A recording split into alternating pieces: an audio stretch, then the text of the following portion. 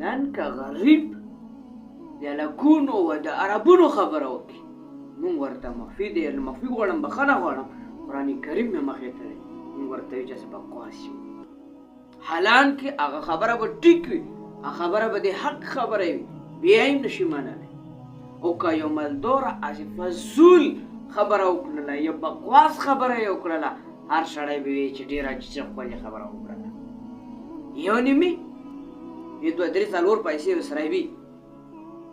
خفه کېږي د ما مونه بعضې خلک لوسم ملا چې ټینګ میله وکړي غوړه ملا ویر کړي او دې نه سوا چې کوم دی لوسم ملا څپوي صلاح په مخکې معاشره کې دا خبره یاد ولرئ د علماو په جلسه کې د حافظانو په جلسه کې د دوی خبرې وي چې مالدوره و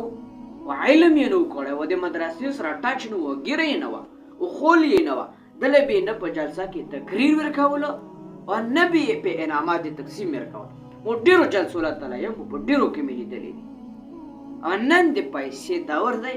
مدرسې له هغه نیمه سړی روشي وروره نه وي ګیره وي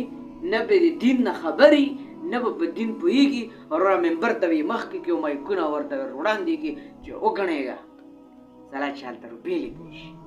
هلته پیسې لیدی شي هلته خبرې دا نه کېږي چې د شریعت موافق دي که نه دي دا ګتې به ګتې وي که څه یې خو کټن یې اچولی وي وسکټ یې اچولی وي هغې وجې نه یې عزت و قدر کېږي هغې وجې نه د احترام کېږي هغې وجې نه چې کوم دی نن دته هغه لوی لوی علما چې وته نه خپلې د قرآن درسونه کړي دي ټیټو ژوندېږي دوه درې پیسې ورسره عزتمندو الله پاک نه قربان الله فرمایي که دا غریب وي